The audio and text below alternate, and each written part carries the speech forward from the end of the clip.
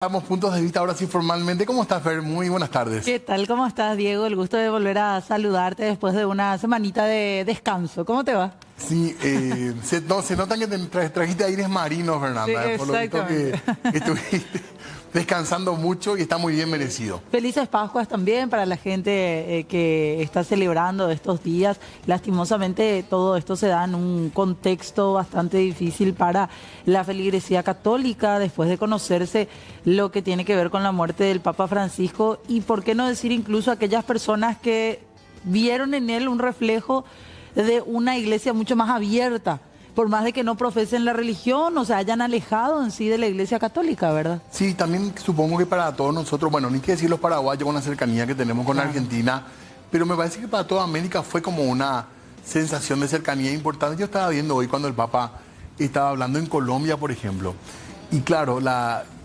cercanía que hay con cualquier país sudamericano es mucha, sabemos palabras, conocemos costumbres, entonces se da como en un marco más familiar y creo que eso también permitió que muchos sudamericanos, mucha gente de América entera se sienta muy identificada también con este papado. Mucha conciencia social de por medio. También. La revolución de la ternura le llamaban. Sí.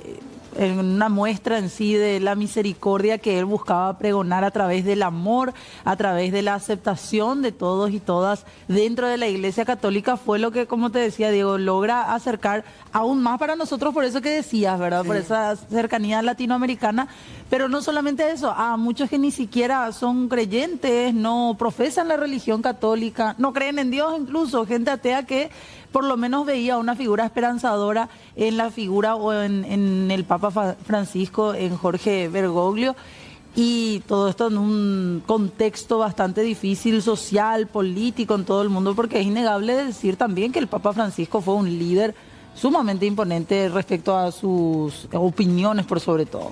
Asimismo, y en un momento que tanta paz hace falta, también se lamenta su fallecimiento. El Papa que llegó desde el fin del mundo, decían algunos, el Papa de los pobres, también conocido, sí. El Papa Francisco, tuvo esa impronta y en su encíclica se puede leer su preocupación por el medio ambiente, por los migrantes, por los más desfavorecidos, una situación que también vino muy bien para abrir, para incluir a un montón de personas dentro de la Iglesia Católica y por supuesto a los paraguayos nos toca muchísimo porque no solamente estuvo aquí, sino que además en su vida tuvo muchos momentos en que se cruzó con gente de nuestro país, en las villas, por ejemplo, en los barrios en Buenos Aires, lo cual le dio a él mucho contacto con lo que es Paraguay, con la paraguayidad. Habló muchas veces de la Virgen de Cacupé, sí. Era un fanático confeso de la chipa, por ejemplo.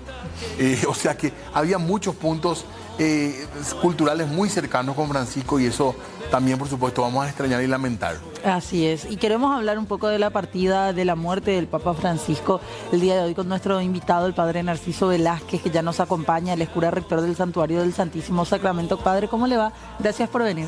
Muy buenas tardes, un gusto de verdad estar aquí con ustedes, agradezco este espacio, definitivamente también para nosotros un momento significativo. El Papa Francisco marca para nosotros una cercanía muy especial, como lo estaban ya mencionando, porque es argentino, por tanto vecino nuestro, pero particularmente él en varias ocasiones públicamente ha mencionado su cercanía con el Paraguay, conoce al Paraguay, conoce a los paraguayos e incluso tuvo a personas paraguayas trabajando directamente con él. Él lo ha manifestado eso en más de una ocasión. Ha tenido incluso una señora que en una ocasión él mencionó que ha trabajado muy cercanamente con él en sus tareas y eso le llevó a él a interesarse bastante por Paraguay y desde esa perspectiva pues también todas sus manifestaciones, fíjense que él en el 2013 es elegido Papa y en el 2015 ya nos visita, así que pues apenas 2 años después, seguramente todo ello pues significa definitivamente también su cariño para con nosotros y por eso agradezco este espacio porque podemos rendirle un homenaje y a través de ustedes también hacer llegar a toda la feligresía católica y a todas las personas de buena voluntad también nuestra cercanía y nuestra acción de gracias a Dios por esta experiencia vivida con este Papa de esta época. ¿A ustedes les tocó en general estar cerca de él cuando vino hubo una cercanía con los sacerdotes, hubo encuentros.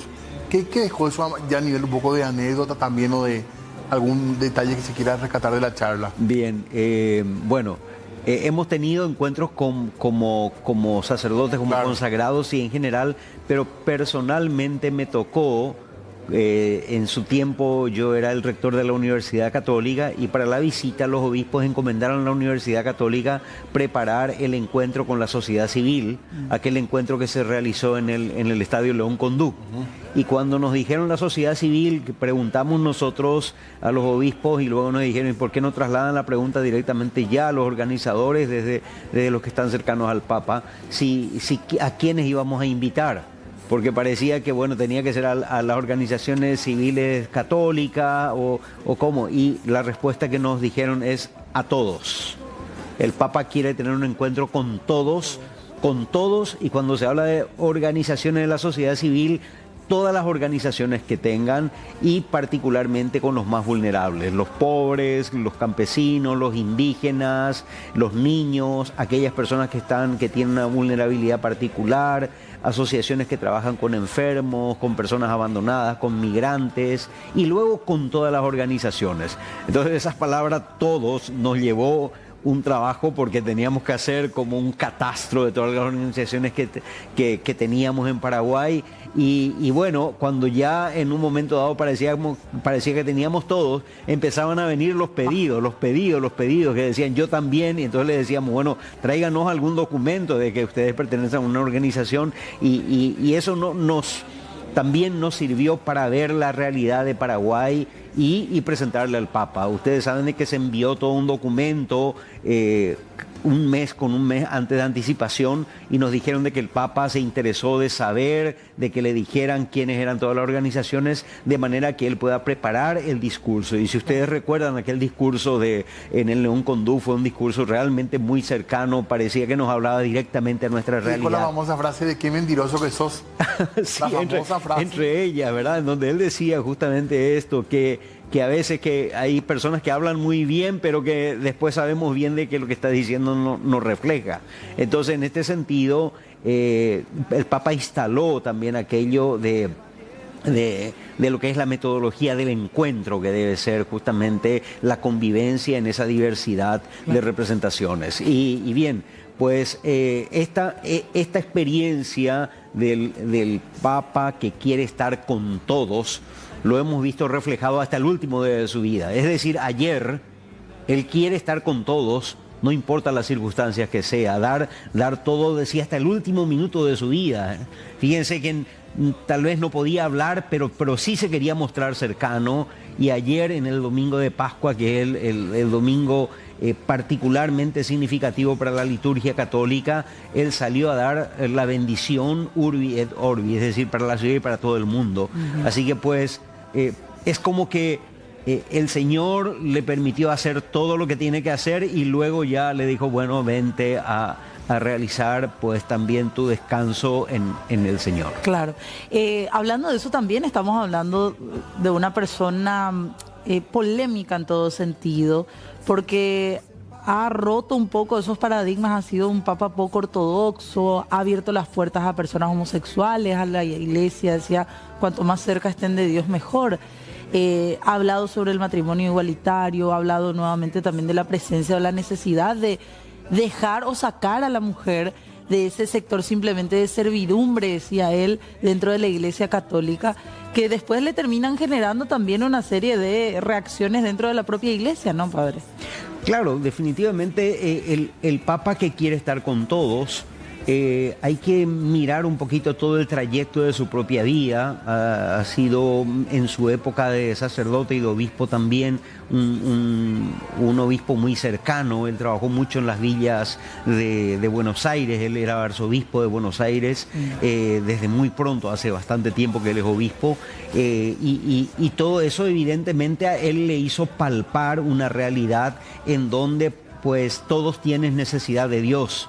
Y definitivamente si Él es la cabeza de la Iglesia Universal, ha sido para nosotros el signo que nos marca, bueno, por aquí tenemos que ir. O sea, a Dios no se lo puede encasillar, a Dios no se lo puede guardar, a Dios no se lo puede prohibir. Es decir, el Dios amor cercano a todos, creo que es lo que definitivamente él mismo selló con todos los documentos que fue haciendo. Fíjense que uno de los primeros documentos que él lanza en la iglesia, que se habla así como el documento programático de su pontificado, se llama Evangelii Gaudium, o sea, el gozo del Evangelio. Por tanto, si el Evangelio te da el gozo, pues el gozo es transmisible, el gozo no es para una vivencia personal, el gozo en privado no es gozo, el gozo se comparte, y el gozo te hace justamente vivir una experiencia de cercanía.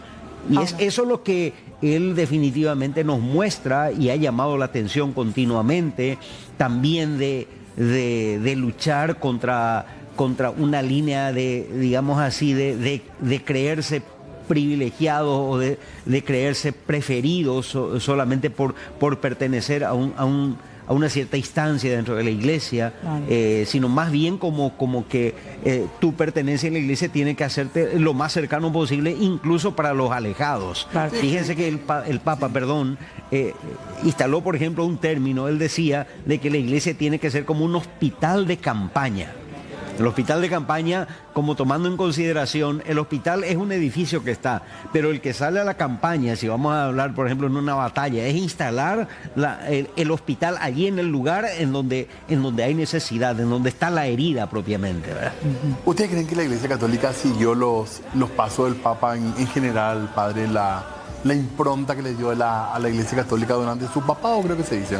Definitivamente, definitivamente. Yo creo que en 11 años de pontificado, porque eso es lo que estamos celebrando, pues con esto, definitivamente él nos mostró un modo de ser, y eso se instaló. Hoy definitivamente la iglesia se dejó interpelar por esa manera de estar presente ante circunstancias muy especiales, en donde él hablaba de la tarea que tenemos de sanar las heridas que hoy tiene el mundo, la humanidad. Y es por eso que él incluso abre toda esta conversación que ya venían haciendo también los demás papas, tanto el Papa Juan Pablo II como el Papa Benedicto XVI, estas conversaciones con las otras religiones, y como diciendo, nosotros que hablamos de Dios, nosotros que tenemos religión, bueno, pues tenemos que ser los que de alguna manera amparamos mediante el amor de Dios a la humanidad. Y todo eso definitivamente pues a todos nos llevó en un modo de ver, en un modo de entender, en un modo de dejarse también pues iluminar por este pensador, por este pensamiento. Claro. Ahora, después de esto nacen algunas preguntas. Después del fallecimiento del Papa, ¿cuál es la perspectiva que tiene la Iglesia a partir de ahora? ¿Qué puede venir después? ¿Podríamos hablar de que la Iglesia Católica siga este mismo tipo de pensamiento de apertura de la iglesia para que los fieles se acerquen? Estos pensamientos que hay que decir son más progresistas que otra cosa, ¿o estaríamos ante la posibilidad de que el sucesor sea de una línea de pensamiento completamente distinta? Bien, a esta pregunta yo simplemente quiero hacer una constatación. Si es que nos detenemos nosotros en algún momento a hacer una investigación y leer la historia de los papas, y a mí me gusta decir esto, cada papa es el reflejo del hombre para su época. Es decir, los pasos que se van dando, y en este sentido, los testimonios que se van dando, hoy se ven que son testimonios válidos. Y en este sentido, pues definitivamente los cardenales ahora tienen la gran tarea de estudiar la situación de la iglesia. Y ellos tienen la gran tarea de buscar que el elegido pues respondan a las necesidades hoy de la iglesia. Entonces, esta experiencia vivida y esta cercanía de la iglesia es lo que hoy está dando respuesta. Entonces, definitivamente, este es el camino hacia donde va a ir.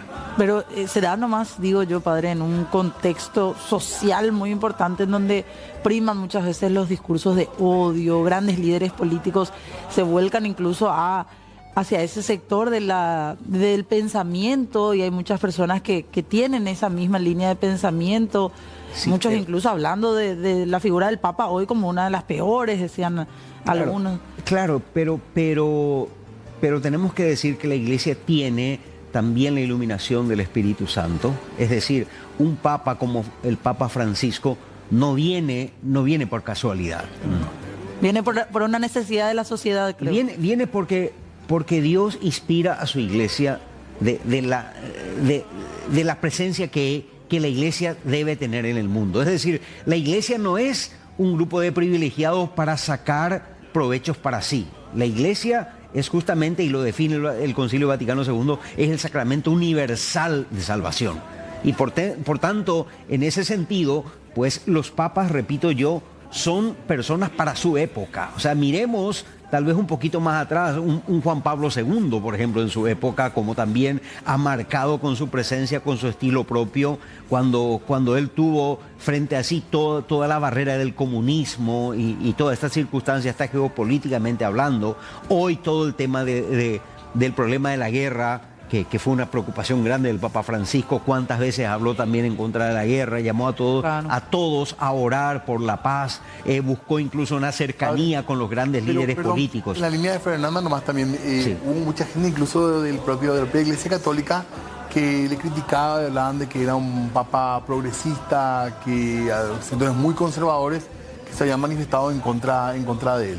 Claro, porque también dentro de lo que es la Iglesia propiamente, la crítica es libre.